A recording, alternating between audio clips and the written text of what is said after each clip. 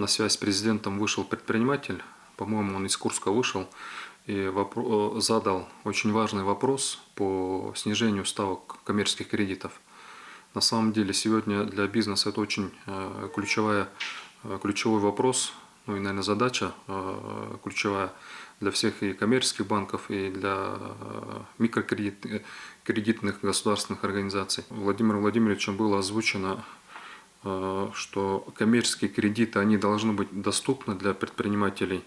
Я считаю, что это очень важный момент, поскольку ключевая ставка сейчас 5,5%, да, и, естественно, банки должны предоставлять кредиты не больше 12% годовых процентов для наших предпринимателей. Я думаю, что после сегодняшнего обращения банки начнут снижать ставки с 16-17% до 12 хотя бы процентов, потому что это очень существенная потребность для наших предпринимателей, поскольку, естественно, длинный и недорогой кредит, он сейчас нужен нам всем. Я думаю, что здесь президент, он очень правильно обозначил, и